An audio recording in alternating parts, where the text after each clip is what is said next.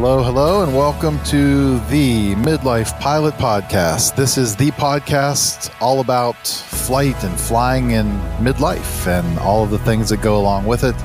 It's episode 30, and tonight is going to be a fun one, kind of a chill hang experience, an Ask Us Anything episode where anything goes, and we'll talk about whatever the folks joining us live tonight in the chat room want to talk about tonight. So it should be a good time. I am Chris Moran, the Midlife Pilot on YouTube, and I'm joined by my friend, musician, audio engineer, filmmaker, drone pilot, record collector, all things 80s, including cars for Music Row. It's Brian Siskind. Good evening, sir. Good evening. It's glad it's good to be back, and it's good to see you back in the hangar with the OG 52 Lima. For those on the audio podcast that'll be getting this, if you're familiar with Chris's channel, you know this plane very well, and it's kind of I think the Cherokee 235 is great, but it's kind of like, when you see your friends grow up out of high school, then they go to college, and then they get a BMW or something. You're like, good for you. I'm glad you've got a BMW, but you're always going to be the guy that drove the Honda Accord that had the really cool stereo in it. You know what I mean? So yeah, it's good to see you next to 52 Lima. Well, it's definitely good to be back near her again. If those of you, a lot of you haven't probably heard this story yet, there's a video coming out here this week about it. This airplane has been out of commission since October. This is a plane that I learned to fly in. It was the original plane that we put in the flying club that I run here, and have a lot of training activities and stuff that go on in it. And it had an unfortunate incident on landing on a student solo that it ended up with a prop strike on the runway on landing, and bent the prop up. The engine, the saving grace of the entire thing was that this engine was due for an overhaul, and it was actually scheduled for now. But the owners of the plane agreed to let's just do the overhaul early. And so we put the thing down, got a whole new engine. We didn't do the overhaul of the existing one. We did one of those exchange deals where we bought another engine, an overhauled engine. They shipped it to us. We put it on here, and then we're shipping the old engine back. So the plane has about 20 hours on it now since the overhaul. It's fully broken in. It's back to normal operation. And the video is coming out this week. I put hour number 6 on the new engine during the break-in. So there'll be some break-in shenanigans to show in this video this week. So that's been a really cool experience. I've learned a ton about that process and what all goes into swapping out an engine and all the things that go along with it. But super great to have it back. It is nice. And I also noticed some folks commenting it's warmer in the hangar tonight. I'm in short sleeves. Last episode I did from another hangar here on the field, and it was 2 degrees and I was freezing the whole night. So it is much more palatable this evening here in West Virginia. Man, well, that's awesome. I can't wait to see what you make around telling the story of the renaissance of 52 Lima. And it's such a, I don't know. It's just that plane has a vibe, so it's just cool that it's back and that you've got, even more power, more horsepower. That's right. Same rated horsepower, but it's definitely making power that it wasn't before. There's no question. Yeah. So, and then also real quick, I wanted to do before we forget, I wanted to shout out, and if we didn't last time, congratulations to Steve Cross, who is a buddy of mine here who passed his private pilot check ride, and has been, finally able to get out and, fly his friends around and, all of that stuff. And it's been really cool to see that happen. And then also big congrats to, also Evan for passing his instrument check ride. And for those that are not in the Discord, I think everybody should be in the Discord, or try to find your way there. We'll not make it too gated for you, but we have a group of people there that are pretty good with sharing knowledge and encouraging each other. And rumor has it there's going to be a debrief. I think it's tonight after this podcast where Evan and his son, who's a CFI, are going to break down the instrument check ride that he just experienced while it's still fresh. And so I, being an instrument student, very interested in taking the knowledge where I can get it. And, I was talking to you earlier, Chris, and I've mentioned this probably many times, but I'll continue to mention it, that when I did my private pilot training, I didn't have a peer group. I didn't have the community. I didn't have the support in the ways that I see kind of happening right now. I had your channel, which made me feel connected to the idea that being a midlife pilot is going to be, challenging, but you can totally do it. And then I had, my other resources, but, it's just really cool to see things where everybody's connecting in the background and sharing information and helping move people forward. It's really what it's all about. And then the last thing I want to mention is, we were talking earlier, and I'll share this with the audience, but, one of the things that I want to try to wrap into the podcast, at least touch on in every episode, if we can, if we have time, is something that is a common touch point or point of consideration around safety. And, we are not CFIs, and we are not here to tell you authoritatively these things, but we can source information from other people that have written great books, and then we can have little conversations about them. And so there was a bit in The Killing Zone that I know many of you have read, that I was looking over. I had this on my coffee table. People come in and they just think, what is this?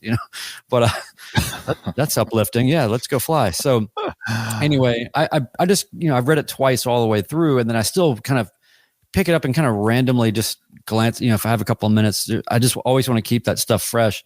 And I came across one of the sort of tales in it today that I thought might be cool to kind of just read the scenario and the probable cause, and then maybe we can talk about it a little bit, and people in the chat can chime in, and our audio podcast people that are our primary audience here can benefit from maybe just being reminded that some of these things can happen. And the scenario that we'll get into, it struck me because it was the same kind of plane that I fly generally. And it was a situation where it just seems like, wow, that's an entirely possible thing that you could get into. So anyway, we'll touch on that later. But for now, I keep my copy of The Killing Zone in the airplanes on the passenger seat, so that when I take people with me for the first time, I just have them look through it while while I'm getting started up and we're on the ground, and I see if we actually make it to takeoff or not before they say, like, on second thought, I'm just gonna get out and I'm 10 pages in. This looks not great. Yeah, you can knock yourself out. Yeah. So cool. And then otherwise, I'll just really quickly update you on what I've been doing, which is. I spent all day Sunday flying and all day Monday flying. It was the first good weather we had here in a long time. And I flew 7.7 hours in 2 days and had a great time. I went to Sikeston, Missouri. It's always really cool to fly across the Mississippi River. And then we go to the Lambert's where you get bread thrown at you. It's a great restaurant.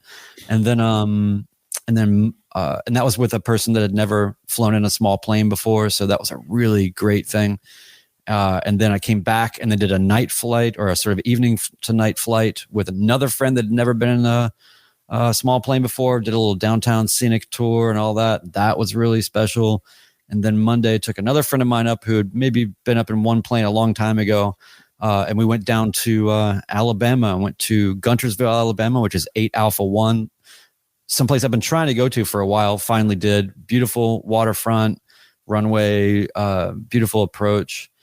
And got there. We were planning on getting a crew car, going into town, and then the guy at the FBO says, "No, sorry, no crew car." The last person backed it into a dumpster and smashed the back window out. So we got back in the plane, went over to Coleman, and then we go to the restaurant. They have a restaurant on the field there. It's like this old kind of diner that's up in the top of the FBO. We're super excited, pretty hungry. Go up there, and the woman says, "Oh gosh, sorry, we're all out of propane. We can't cook anything." And my buddy was like, "Is this what you were talking about? Like where you just sort of have to kind of go with the flow?" I'm like, exactly. We got a crew car. They were super welcoming. We went into town, had an awesome time. And then there's this place there called the Ave Maria Grotto that is the strangest, most beautiful place. But it's basically, the shortest story version is that in the 1800s, there was a huge German influx there, and this sort of Catholic influx there. And these monks made this huge sort of park in the forest that is with all these miniature architectural models and things that are of such detail that it's kind of incredible. Look up Ave Maria Grotto and you'll be amazed at what it is. And then they also have bread and cookies. And so we bought some bread, bought some cookies, flew back to Nashville, and everything was great. So the weather, it was one of those things where the weather was just, there was never even a question about the conditions. You know, it was just great both days. So I just wanted to share. I saw the video of your landing at Nashville International, which looked incredibly cool. You flew 7.7 hours in 2 days. I was just looking at my logbook in ForeFlight. I haven't flown 7.7 hours in the last 90 days. I'm 5.6 over the last 90. So you in 2 days did 90 days worth of work. Well, you know, making up for lost time, because there was definitely I had a more than 30-day lapse there because of just end of Christmas, plane went into annual, all these things. So even, you know, but you're a better pilot than I am. So it's easier for you to keep your skills up. Yeah. Okay. I suppose if you want to go that route, got some new folks in the chat. That's what we're here to debate tonight, Chris. Who's better? We'll compare our pilotage skills. Mm-hmm. We got a couple new folks in the chat tonight. I see Flying Past 50 is here. He says, "Hey all, 57-year-old student pilot with 9.5 hours." And he says, "Newbies like me count half hours like toddlers count half-year-old." Hey, every 10th counts. Every 10th counts. So yeah, welcome. That is awesome. I'm glad to have you and glad to hear you're flying. I can't wait to hear more about all the stuff you've got going on. It's a good reminder, too, for everybody who's hanging out in the chat tonight. Definitely post your questions and stuff we want to talk about tonight in the chat here, and we'll make sure to get to as much of it as we can over the next 45 minutes or so. And we have another one here from Les. Says, longtime listener, first-time chatter. 62-year-old PPL student training at KSNA, a very busy class, Charlie, in the busiest TRACON in the country, SoCal. Oh, yeah. Oh, nice. Very cool. Yeah. 62. I mean, you know.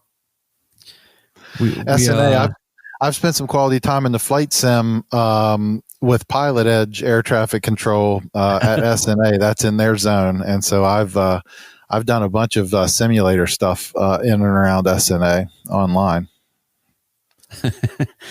Man, that's yeah. I mean, that looks like a lot more challenging navigation and control conversations than what we have around here. Oh, for sure. So, there was a question that was early in the thread, and I may have lost it, but let me see here. I think it was from Josh.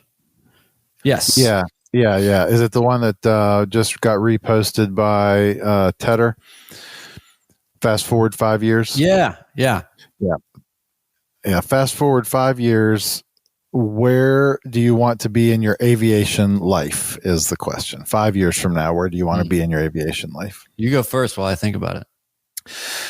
I think Brian and I were talking about this on the phone earlier today. And it's actually, there's another question that just came in that cracked me up that I wanted to get to as well from Wheel Air Rentals, who said, this is along the same lines. How come you don't post many flying videos anymore? Probably both fair and slightly related questions. So I have come to this thing like where I'm kind of content in not content. You're kind of in this midlife stage, right? Where like life is still super busy. I've got my youngest is graduating high school this year, and I'm in the middle of my career, and I've got a lot of irons in the fire, like everybody does. And so like I gung ho aviation, got my private pilot certificate, and now it's kind of settled into like, I guess kind of where I thought aviation would be for me, which is kind of like a super enjoyable hobby that I love. And I've told a lot of people this, I may have talked about on the podcast too, like being involved in this flying club that we have going here. And like, this is all aviation related for me, and has become as much fun and as much of a passion as actually flying is. Like, right, like watching other people fly and keeping this thing running so that other people have access to planes, and just seeing people get there. You know, we had 2 new solo students in the past couple weeks who've soloed for their first time, and you know, these things have all become equally as kind of enjoyable for me to just kind of be part of that. And so it's kind of become, when time allows or when circumstances allow, to fly, and it makes sense, and it's great to do. I just have been flying less, and I've become super okay with that. I'm making the flights that I take count, you know, and kind of be what I want them to be. And then, so a lot of things have slowed down. I have a lot of footage, and I do have good intentions here of getting back kind of on a publishing schedule and getting content out there. But I think it's going to shift a little bit from maybe what it had been before into more of the, like, the people I'm flying with, the relationships that come from flying, probably more stuff around the club and things that we're doing here. And so it's going to change a little bit. In 5 years, I would think in 5 years, I will have done my instrument. I would think in 5 years. A lot can change in 5 years. I mean, a lot's changed for me in the last year or two. So I would think, but I still think I'll be recreationally just kind of enjoying it as the hobby that it is for me. And I have certainly slowed down a bit in the last 6 to 8 months than I had maybe intended to, but it's working with my life schedule and just kind of where things are at right now. And I'm not trying to force it or be stressed about it. And, you know, it's just, it's going to be what it is. And, I still love it. There's none of that has changed. Like, it's not like I'm saying, oh, I don't like this as much anymore. None of that has changed. It's just availability and time, like everyone else, I think. I think it also makes sense. Well, I was just to comment on what you said. You know, I think that it makes sense that when, you know, you go, like you said, gung ho through your training to get it done. And then you've got the initial sort of, I've got my license now and I'm going to use it to, you know, do things. And it is a license to learn. So you're getting out there to kind of cement your knowledge and go through the experiences that you need to go through to understand how to, you know, things we've talked about. You know, they don't teach you how to go to an airport and deal with this or, you know, whatever. So right, going through all of those experiences and then, you know, taking up your family and your friends and just kind of getting all that kind of locked in. And then you know, because I can relate to this, you know, when I first got my license, I still wanted to be flying at the same clip or frequency that I'd been training, because I was so concerned with any kind of atrophy of my skills, or I didn't work this hard to let something slide or to start. And it's also kind of a big jump, your consciousness, right? To get out there. People don't realize, you know, we've done an episode of sort of like, you got your private pilot license, you know, now what? You know, there's that feeling of kind of, almost disembodiment after you're out of the rhythm of training, you know, and then you're just kind of out there. You almost have, it's almost like, I'm not saying it's like being a prisoner or something, but it's like, you almost kind of don't know how to make it on the outside, right? Like, you got to figure out how to sort of adjust your mindset. And so I guess what I'm saying is that, you know, you're still, it's not like you're not flying.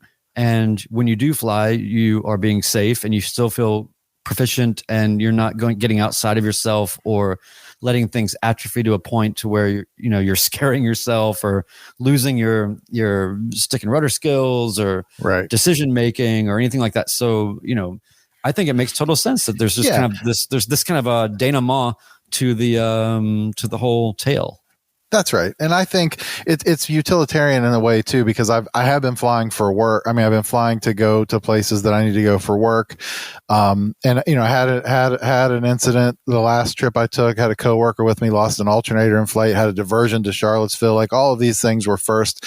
And to your point, Brian, I think there is, like I told you earlier, I still feel like when I go out and fly, I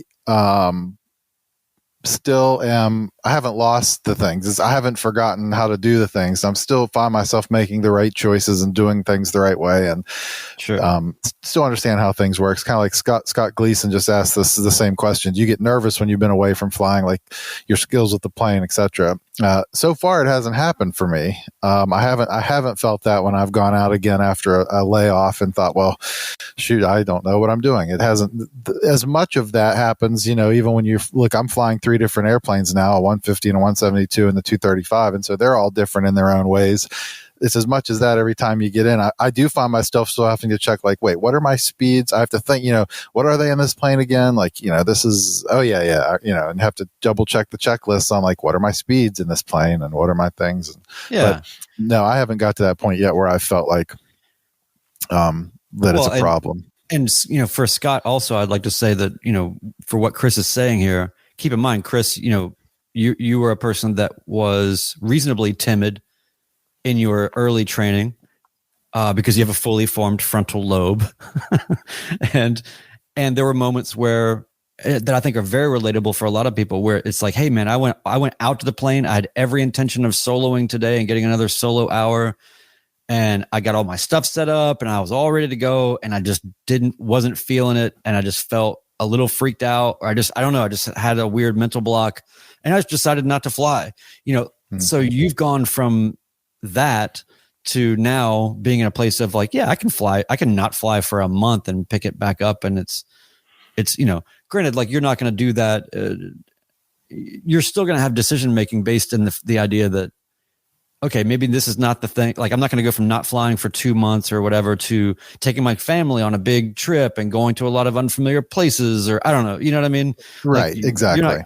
So there's a lot of factors there, but anyway, so we'll get to some other stuff here. But real quick, my 5-year plan is to, I'm a freelancer. And so I don't even know how I'm going to have an income on a month basis. My 5-year plan is to just be functional and vaguely able to fly. But I am working on my instrument rating, and I do have some schemes and some plans that I'm working on to start making some concerted steps in that way. So there's a lot to accomplish there, but aviation life in 5 years, I would love to be in a place where at least maybe I've figured out how to have a steady enough income to where I feel confident enough to get into maybe a partnership with a plane. Cause I'm in a rental kind of partnership kind of thing right now with 4 other pilots and the owner. And even though I don't get any equity in it or whatever, that seems to be like the right situation to be in. So all that being said, I mean, I don't know. I saw that Piper Tri-Pacer on Trade a Plane for $12,000. I was like, I would fly that thing to Mexico. Like, I don't care. Granted, it probably needs about $40,000 worth of work, but you get the idea. I hope to own a plane in 5 years in some way. Yep, for sure. Another question from the chat room tonight. Flying Past 50 says, to me, midlife pilot, I've seen a few videos with your daughter flying with you. Are your kids interested in learning to fly? My son, who you've not met on the channel, is absolutely not interested in getting in a small airplane ever. But my daughter, Cecilia, who you've seen in a bunch, definitely is very much interested and is so far ahead. Just has such a great head start just for the amount of time she's been with me. She's actually flown. I've let her fly left seat in both the 172 and the 150 a few times with me, and do some things and do some maneuvers. We've done some stall. I mean, we've done some stuff together. And she's got a real good concept already in her mind of just how the airplane, how it works, that I think she would be great at it, and she wants to do it. She's going to college in the fall, so she's local though. She's staying here in Morgantown at WVU, and I think once all that kind of gets settled in and find out how schedule's going to work and stuff, she definitely wants to start training. She applied for some aviation training scholarships, cool, and some things. So we'll see. We'll learn in the fall, in the spring this year, if any of those pan out. So she's definitely interested. Yeah, she definitely wants to learn to fly.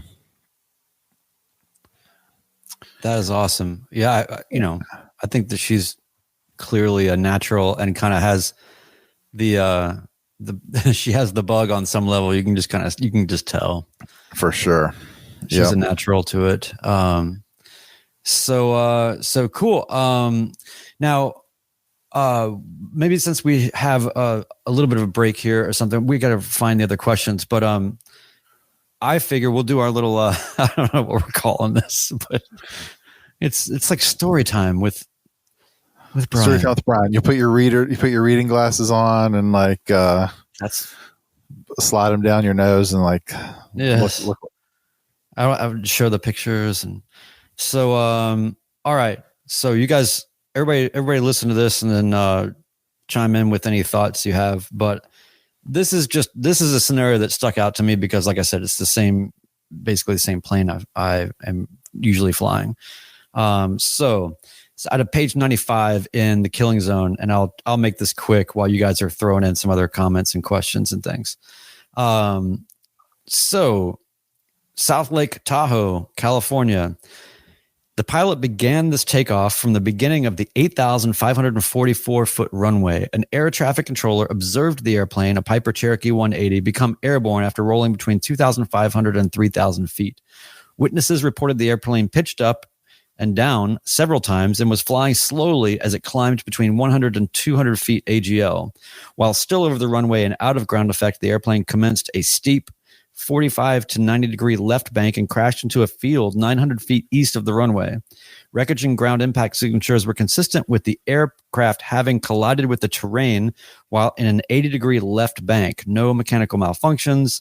During the preceding 20-month-long period since the pilot received the private pilot certificate, he had flown for 6 hours. His total experience in the Piper airplane was 3.1 hours, of which 1.4 had been a checkout flight given by a CFI. The CFI reported he had not checked out the pilot at a high density altitude airport. The calculated density altitude was about 8,570 feet.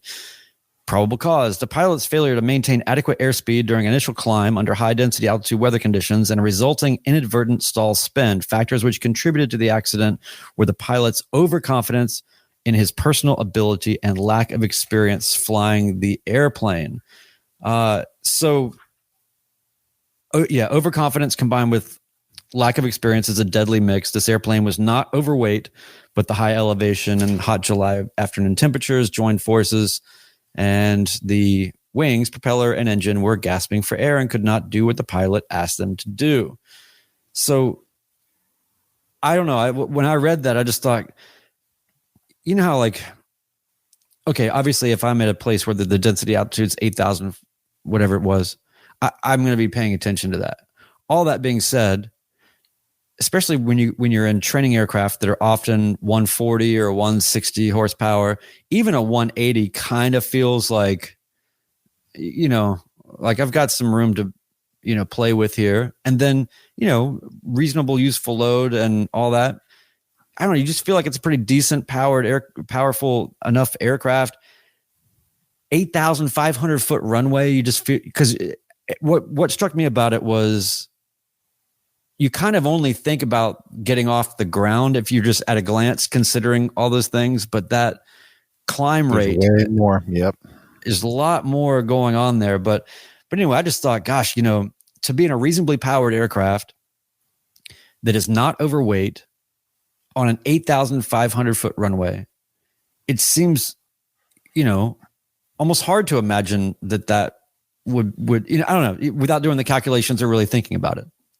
You could back up and think. I mean, it's easy. These are all armchair quarterback things. But you could say, well, do you wonder how much performance calculation did he do?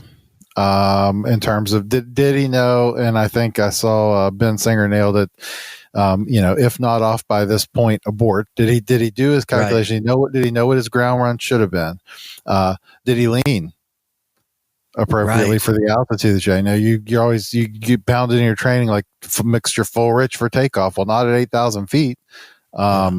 It's not. You lean for best power. I mean, was that a factor? But yeah, it could definitely be things that you could get complacent about. You just look at the long runway and you think, oh man, I'm golden. Yeah. Well, and also just the idea that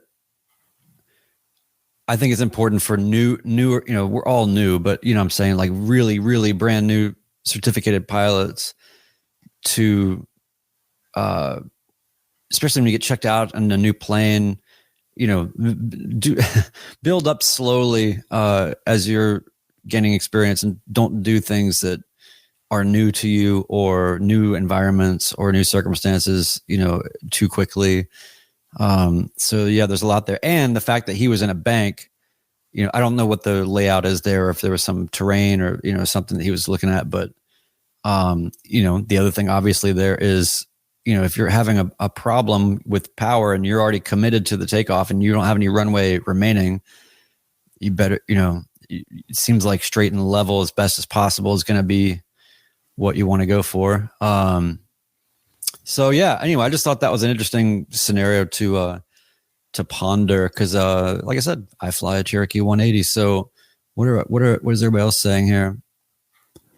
Oh, there's some good questions. One Dog Geek says, what are your, density altitude personal minimums in your plane? I don't have them because I haven't thought about them, because I don't fly anywhere that it's a factor. I mean, it's even here on the worst summer days. I mean, we certainly think about it at Fairmont, right? Because we have it's under 3,000 foot runway with an obstruction at the end, and in underpowered airplanes with full fuel. I mean, we've cut it close. But the first summer I was training with my instructor in 52 Lima, my first lesson was in July, and it was like hot, and they always kept the tanks full, and it was me and him. Thank God Tyler's a little dude. I felt like we were picking our feet up trying not to hit the fence at the end of the hill when we left the airport. And so from that moment forward, we kept the tanks at half. So then still to this day, there's 10 gallons aside in this airplane. We just keep it that way. So from that moment forward, I definitely thought about it here at Fairmont.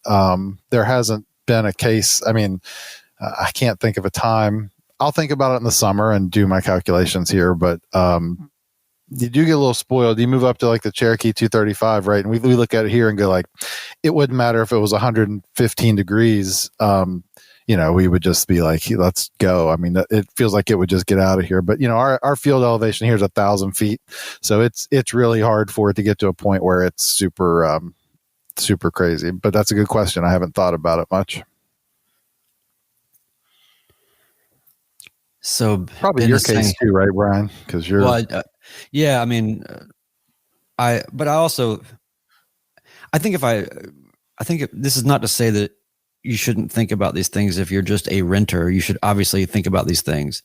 But I feel like the likelihood of me being in a scenario like that is going to be if I own a plane, because then I'm actually pushing useful load and trying to go and being in far away places where going to Arizona or whatever. It doesn't mean that stuff, by the way, a lot of these other scenarios outlined in this there's one just prior in the book that's from South Carolina, and they make a point to say this can happen anywhere. Right. So, it's not just about when you're at Tahoe.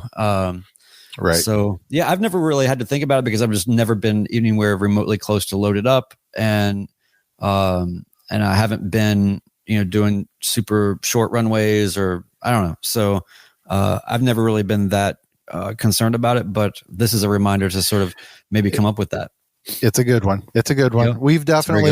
I've definitely done it. I've taken off in the 150 at max gross weight out of here. It was also like 2 degrees Fahrenheit, and it was not a factor. And then 52 Lima, I've had close. I've had my wife and daughter before, but it was also in the winter.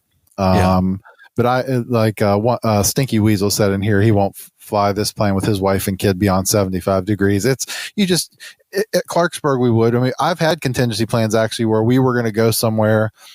We ended up getting weathered out. We were going to take it somewhere, and I said, well, I may have to pick you up at Clarksburg, just because it's an 8,000 foot runway with, without an obstruction, and we could get out of there safely, but I would have had questions about doing it from fair. So I guess it's not true to say I haven't thought about it. There have been cases where we've thought about it.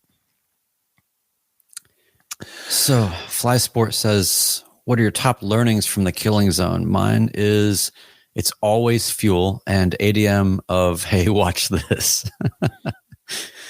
Yeah. I mean, okay. I may have mentioned this at some other time, but when I was training, and while I was training, I was reading The Killing Zone, and there's an example in there where two pilots stopped somewhere, got fuel, got in the plane, took off, and then had fuel exhaustion because they each thought the other put the fuel caps back on and they didn't see them or check them. And those were the two things in one sort of episode there were really, I think, the things that stuck out to me the most, not necessarily just even specifically, but more symbolically or emblematically, in the sense that I read that and I thought, especially in the 172, you got to make an effort to go, when you get the plane fueled up at a full service thing, like we do in training all the time, you got to make sure that those caps are back on. I got in the plane once with my CFI for a lesson, and they had just fueled the plane, and we were they were doing a lot of construction. So they had the plane pushed off in a place that normally wasn't. There were a lot of things that were sort of weird. And it just kind of had me thrown off of my pre-flight game, or I don't know, something. You know how it is when you're a student, especially. It's like one little change and you're like, I don't even know where I am anymore. But anyway, we actually got in. We had just sort of kind of gotten in the plane and started to fidget for seatbelts or whatever. And I realized that I had not checked the gas caps. I had sumped. I had done all the other things, but I had not checked the gas caps after they had fueled the plane. And I got up. I said, and it's kind of like you're already kind of buckled in. It's a choice to go, I'm getting back out of the plane. Not a huge deal, but it is sort of like in your consciousness. Yeah. And I was like, hold on, I'm going to go check this. And he was like, great. And I went, and they had left one of the fuel caps off. And I was like, wow. Because I had just read the thing a few days before. And so I just thought, okay, this can happen at any time, and we would have been fine, obviously, but it wouldn't have been great. And then the other thing about it was the two pilot thing, and I had somebody else tell me on the field once, a very experienced pilot, he said, there's nothing more dangerous than a plane full of pilots. And it was really operating on that same sentiment. So those are the things I think from the Killing Zone that have stood out to me the most. Wow, this ended up being sort of like a Killing Zone episode, but yeah. So those, to answer the question, that's really it. This has been the Killing Zone, brought to you by Brian. Cool, that's a good segment. We should keep doing that. I don't know. I mean, I think I read a lot of it and think so. I have to put myself in a lot of those positions too, because a lot of them, I think it's easy to think, I'm not going to do that. But I think the overarching theme, like someone else mentioned in here, is that it's like complacency is just, you just can't take a day off of the routine or the things that you normally check, just because you just can't. It happens even in our flying club situation. Like, I mean, I've come in here and found the gas caps off of 52 Lima after the plane was put away. Now, how's that happen? I tell you, if somebody fueled it up and taxied it over here with the caps off and just left them, sitting on the wings. That makes me nervous for a whole other reason. Like, how long has it been sitting in here with the gas caps open? Like, right. How many bugs are in here? What all's, what's happened? Anyway, but yeah, I just think complacency, just, you just can't take a day off ever. Yep. Don't make exceptions. Those are the ones that get you. The one time you say like, well, this is technically doesn't meet my minimums, but this time it's okay because of this. Well, those are the ones that'll get you. All right. Ben asked us this and we did not do it. So now he's typing in all caps question. Okay. I see it, Ben. We will get to that question in one moment. I do want to answer One Dog Geek's question, who back to when I said I had Cecilia fly in the left seat and I flew in the right seat. How was right seat flying? How hard was that getting used to? It's terrible. There's nothing good about it. To the CFIs, I don't know how you make that transition. Like, it's horrible. And it's not just what you think. Like, I would obviously never, I had 3 or 4 landings prior in the right seat with another pilot from the club. So it's not like I had never done it, but that's all the time I had. It was enough to know that I could absolutely safely land this airplane from this seat. Like, it was not a safety problem. you think like, oh, it's just my sight picture. It's just like the left to right sight picture when you land. Oh no, it is so much more than that. Everything is weird. Just the fact that you're controlling the yoke with your right hand. That's bizarre. And why does the throttle feel weird when it's over here? And like, everything feels weird. You round out and flare. It's not just left to right. It's like the sight picture of everything is weird. So I need to get a bunch more time at it before I feel super good about it. Yeah. But no, it also, is. There's the parallax of the gauges as well. Yes, everything is different. It's a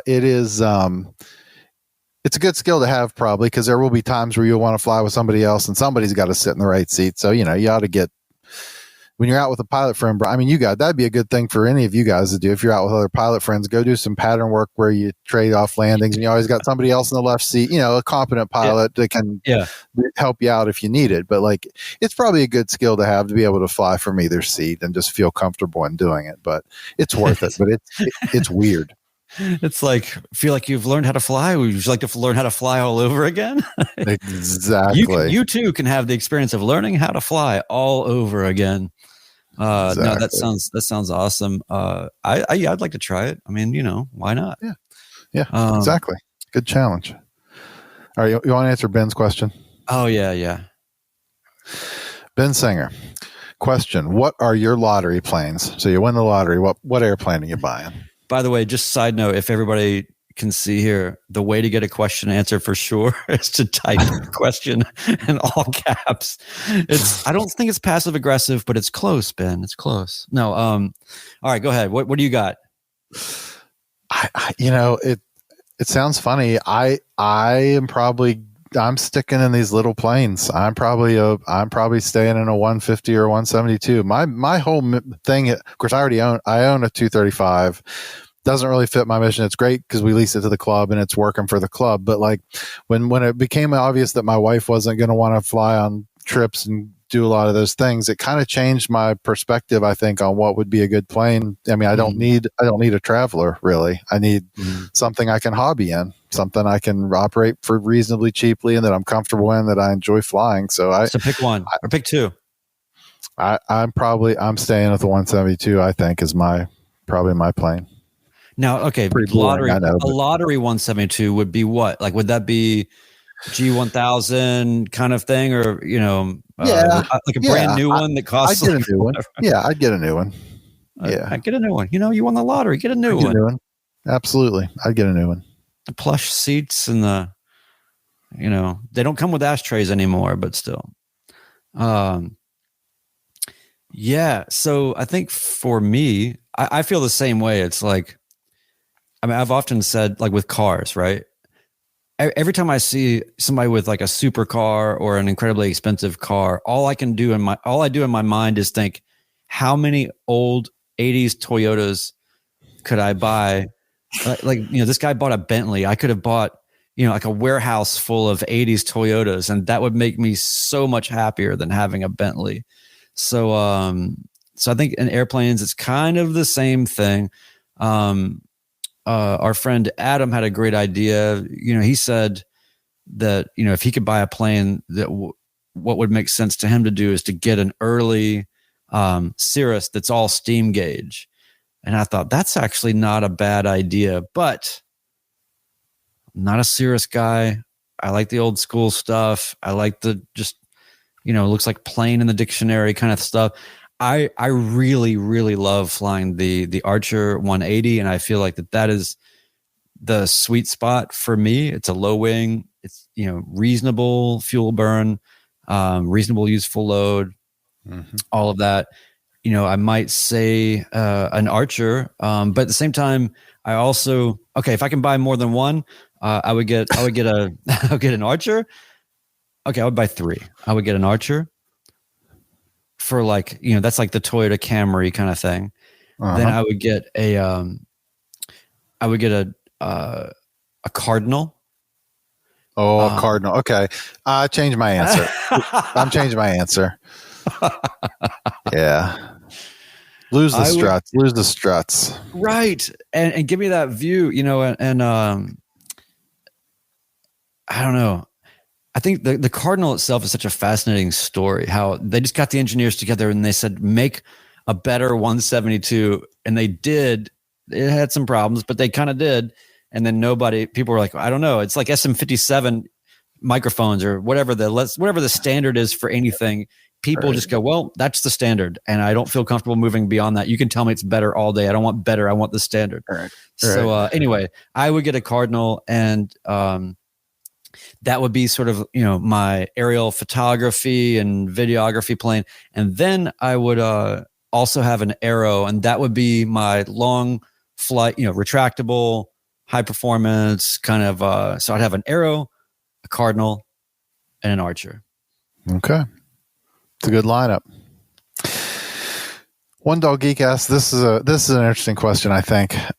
If considering an airplane partnership, what are the obvious and subtle characteristics that you'd want in a potential partner? What obvious and subtle things do you want to avoid? Man, I think that's an interesting question.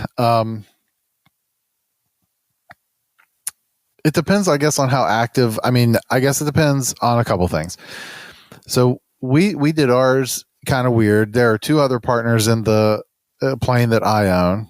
Ours is a little bit different. A disclaimer is that it's in a full-on exclusive use lease back to this flying club. So effectively, we bought this plane and then gave up all rights to it. It's basically like, it's technically ours, but like we don't control anything about it, how it gets used, who uses it, how it's maintained. I have to schedule it like everybody else. So it's not exactly like I'm just sharing time with these two other guys in a plane. Ours was very much a business relationship. Like we just needed three people to come together to make it work businessly. They were people that I knew already, which was helpful. People that we all got along and had the same kind of intentions for what the plane was going to be for us. I don't know how much all of that matters in terms of, I think you want to find someone who's like going to have the same kind of amount of respect for the airplane in terms of just, taking care of it and, doing things the right way. If they're a way that lines up with how you want to do them, maybe the same vision for the kind of investment you want to make in it. Like I wouldn't want to go into partnership with somebody who's like, I've got the $20,000 I need to come in, but like I'm not spending a penny more to upgrade a thing. And when meanwhile you're thinking like, I don't know, I'd like to put 2 G5s next year and then a autopilot the next year. I think you want to have some idea of people's like goals during the time that you're going to be in this together. And one thing I'll say, this isn't about the characteristics of a person, but I think it's very important that when you form this partnership with these people, that you formalize a buy-sell agreement that explicitly outlines how people come in or go out of the airplane. And what I mean by that is, if partner B wants out of the plane next year, are you, the other two, going to buy them out at the current fair market value of the plane, or is it at the value that we bought it? The details. It doesn't have to be contentious. Just put them on a piece. It doesn't have to be super formal. Get them on paper somewhere. Everybody sign it and have it notarized and have a document that says, this is how we handle in and out. Just so there's no ambiguity to it when that circumstance arises. I just think maybe finding people who have the same kind of vision for the plane. One of my partners is actually in the chat right now, LOLing at my advice because he's LOLing because it's something we've been talking about doing the whole time and we haven't done it yet. We don't have a buy-sell agreement. We've been talking about it, but yeah, I just think finding people who have kind of the same like mentality of how you want to deal with this asset that you've purchased together over the time is probably the most important to me, I guess. I hope that's helpful. I'm not a huge expert in the matter. Like I said, our circumstance is pretty unique in that it's a leaseback. So it's, yeah. And I'll second what Mike Hines says. AOPA was amazingly helpful setting up the partnership, invaluable resource. We didn't do that for buying the plane, but I used AOPA a ton in their flying club division for assistance in setting up this club. Mm-hmm. And they were immensely helpful in that regard too. So they are a great resource. If anyone's not an AOPA member, I cannot stress enough the value that can come from that. They're a good organization that are doing really good things for GA. So, And Mike Hines is saying that he's got a Cardinal, and he's based north of Huntsville. So Mike Hines, I'm calling you out right now. You have to come to John Toon and give me a ride in my lottery plane. And look, if you're open to it, I've got $1,000 right now that we can write up a little notarized, a little something. I was just in Huntsville over Thanksgiving visiting the in-laws, and I was looking for something to do. So I'll have to remember Mike's nearby. Yeah, we need some good Huntsville contacts. Yeah, it's a hop, skip, and a jump, really, from John Toon. So especially in the Cardinal. So yeah, for sure. Come up next time you're up here for a bachelorette party. Oh yeah, Nashville has become like David Byrne had this great line about he said he feels like an advertisement for a version of himself. That's what Nashville has become, as an advertisement for a version of itself. That's my cultural commentary, little interstitial piece before we get into the Skycatcher. Todd says, anybody ever flown a Skycatcher? Likey, no likey? I'm sure that Timestamp Tedder could give all kind of input on the Skycatcher. He flew a Skycatcher at the Nobody Cares Flying that we had down in Nashville over the fall. And we all sat in it. And I didn't get to fly in it or go anywhere in it. But I found the seating, like the where your legs are and where things are, to be very strange and peculiar. I think it would have been fun to fly. I think it would have been pretty cool, but it was definitely different. Yeah, it's kind of like being in like a 1977 MG or something, yeah. And your it's just weird because the sitting position is just, your legs are just sort of straight out. Like you're just sitting at an L position. Your legs don't go down really anywhere. But I also thought it was really cool, and I'm also just looking at it like, wow, some of these avionics are nicer than a lot of planes I fly.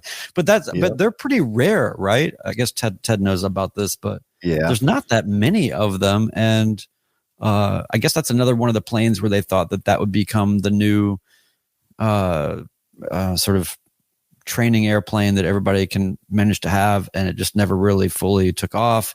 But that was out of Smyrna, so right out of the area here. There's one for rent, and some video, I think, of Ted being blown like a leaf, and handling it well. Ted, we've always given Ted a lot of props because we think that we're getting some experience here, and then we look at Ted's resume and he's flown, 100 different planes. But if you go back to our audio archives, we put out a little sort of bonus episode in December that was basically Ben, the Sage, and Timestamp Tedder talking about the value and the sort of the pros and cons of taking if you're a newer pilot or you have some share of hours, whatever you have. I mean, Ben's got more than any of us, but just the idea that, is it better necessarily that you have more time in one plane, or what are the pros and cons of that versus Ted having, Ted's got, 1.7 in most planes ever made or something, So he's a checkout flight king. But yeah, so that's a cool thing to go back and check out. But yeah, that's Ted's Skycatcher. He flew. I still love that story. That one still to me is one of the greatest. Ted flies commercial all the way across the country from like Washington to Atlanta, hitches a ride with Ben Singer in his 182 to Smyrna. We're all gathering already in Nashville. Ben drops Ted off at Smyrna, so Ted can get checked out in the 162. Newly licensed sport pilot Ted gets checked out in this Skycatcher. Has like the world's longest Skycatcher checkout flight probably ever known to man. We were watching him on FlightAware, and it was like, what are they putting him through? So he gets checked out in this thing. It's getting dark. He flies into John Toon, crazy Nashville inner airspace, and then still makes it in time for dinner. And I'm like, that dude is like inspirational. That was the craziest. Yeah. Oh, yeah. And Evan's son, Sam, the CFI, was the checkout pilot for him in that checkout flight. Crazy, what a crazy adventure that was. So we need to do so after this, there is going to be a sort of a private, but we'll perhaps share some of this with the greater audience later if we get permission. Evan's gonna be breaking down his instrument check ride, and his son Sam, CFI, will also be CFII will be involved there. What we need to do is we need to talk to Sam. About Ted's checkout flight. Yes. Write it down. That's on the agenda for tonight. What exactly did Ted do that caused you to have a 2.5? It wasn't 2.5. To have like the world's longest Skycatcher checkout flight. That's what I want to know. What did he do? There are 6 levers or buttons in this plane. No, it's another a little beast. You know, you got to know what you're doing. You're flying all these planes. So I guess. Well, that was good. Yeah, man. Is anybody else got any quick ones for us? See, now all the questions are just for Ted. Yeah, Ted's taking over Ted's taking over the chat room here. No, I think that's probably a wrap. Should remind everybody, I know we do this every podcast, but if you're an audio-only podcast subscriber, thank you. Be sure to subscribe to the podcast and then leave a comment or review if you can on the Apple site. But also, if you want to be part of this crazy fun that is our chat room, we record this thing every other Wednesday night at 8 p.m. Eastern on the Midlife Pilot YouTube channel. And we've got such a great group of people here. This little community, and it's super fun to join in with this. So be sure to join us if you can on Wednesdays for the live recording. We publicize it everywhere we know to do that.